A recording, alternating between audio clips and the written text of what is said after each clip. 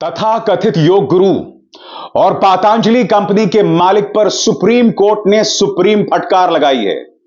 बकौल supreme court, यह व्यक्ति रामदेव पूरे देश को भ्रमित कर रहा है, taking the entire country for a ride, और सरकार पूरी तरह से खामोश है। यह सवाल तो वाजिब है ना सुप्रीम कोर्ट का।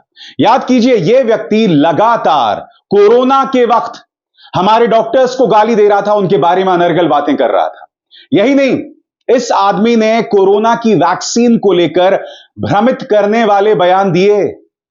सरकारी चाटुकार विवेक अग्निहोत्री ने फिल्म बना दी वैक्सीन वॉर्स, मगर इस व्यक्ति में इतनी सी भी हिम्मत नहीं हुई कि रामदेव के बारे में जिक्र कर दे अपनी उस फिल्म में। मगर हां, अब सुप्रीम कोर्ट ने फटकार लगाई है कि आप कई भ्रमित करने वाले विज्ञापन चला रहे हैं, उस पर तुरंत रोक लगाइए। मेरा सवाल, गोदी मीडिया का क्या होगा? क्योंकि गोदी मीडिया का धंधा कई बार पतंजलि विज्ञापनों से चलता है। तो सवाल यह कि अब गोदी मीडिया का क्या होगा? मैं आपको यह बतलाना चाहूंगा कि रामदेव को फटकार लगाते हुए दरअसल सुप्रीम कोर्ट ने कहा क्या है। कड़ी शब्दावली का इस्तेमाल किया है दोस्तों, और मैं चाहूंगा आप इस बात पर गौर करें। बीमारियों के इलाज पर भ्रामक विज्ञापनों को लेकर सुप्रीम कोर्ट ने पतंजलि और बालकृष्ण को अवमानना यानी कंटेम्प्ट का नोटिस भेजकर जवाब मांगा है। उन्होंने पूछा है कि क्यों ना उनके खिलाफ कार्रवाई की जाए। विज्ञापनों में छपे फोटो के आधार पर नोटिस जारी किया गया है। कोर्ट ने चेताया है कि प्रिंट या अन्य मीडिया में किसी भी रूप से किसी भी चिकित्सा प्रणाली के खिलाफ बयान न दें। सुप्रीम कोर्ट ने कहा है कि प्रथम दृष्टया उन्होंने सुप्रीम कोर्ट के आदेशों का उल्लंघन किया है। उन्होंने पहली नजर में 21 नवंबर 2023 को सुप्रीम कोर्ट को दिए गए वादे का उल्लंघन किया है।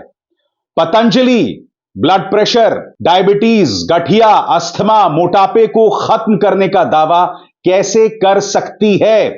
यह ड्रग्स एंड मैजिक रेमेडीज आपत्तिजनक विज्ञापन अधिनियम का पूर्ण उल्लंघन है। एलोपैथी को इस तरह जनता की नजरों में गिराया या बदनाम नहीं किया जा सकता। एलोपैथी जैसी चिकित्सा किसी अन्य विधि की आलोचना आप नहीं कर सकते। रामदेव से कहा गया है कि अपने विज्ञापन बंद कीजिए, भ्रामक करने वाले कुछ विज्ञापनों को बंद कीजिए। क्या आप यह दावा कर सकते हैं कि आप ब्लड प्रेशर का उपचार कर सकते हैं? इस व्यक्ति ने तो कोरोना के उपचार की बात कही थी। बड़ा सवाल यह, अगर यह व्यक्ति कोरोना का उपचार कर सकता तो क्या लाखों लोग इस तरह से कोरोना से मर जाते? रामदेव यह बार बार करते हैं, मगर मैं सुप्रीम कोर्ट से सवाल करना चाहता हूं कि सिर्फ रामदेव से सवाल करने से क्या होगा। माननीय जजेस, इस तस्वीर को देखिए।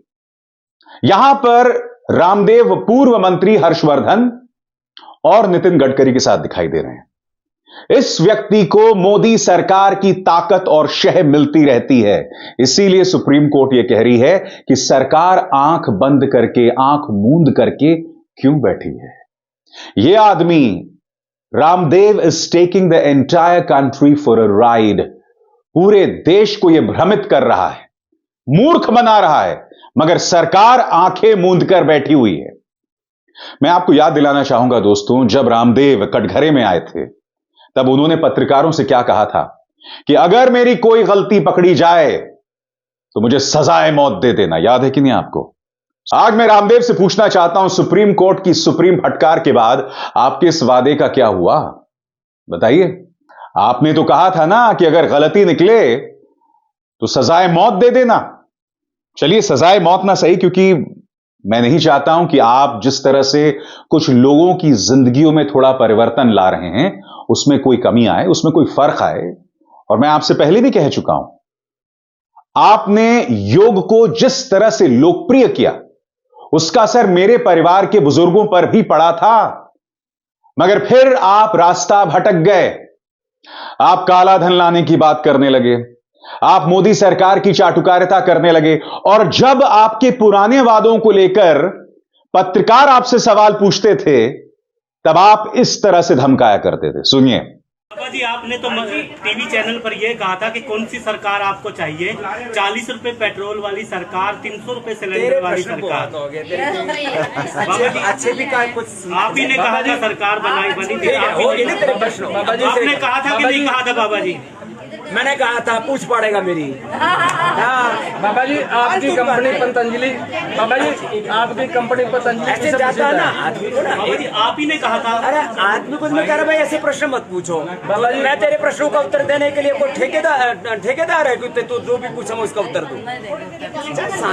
जब एक बात कह दी थोड़ा सभ्य बनना भी सीखो। आप ये बताओ एक मिनट, सभी टीवी चैनल पर आप ही की बाइट चली थी और लोगों ने विश्वास किया। मैंने दी थी और अब नहीं देता, कर ले क्या करेगा? चुप हो जा, अब आगे से पूछेगा तो ठीक नहीं। स्वामी जी, बाबा जी बोल दिया ना स्वामी जी, बाबा जी। और यही नहीं, अपने पेट पर इस तरह से लेटकर ये हमारे डॉक्टर्स का मजाक उड़ा रहे थे।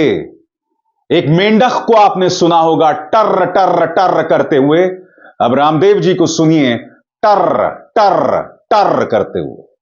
किस तरह से मजाक उड़ा रहे थे सज्जन हमारे डॉक्टर्स का, सुनते हैं। और अब सुप्रीम कोर्ट की सुप्रीम फटकार।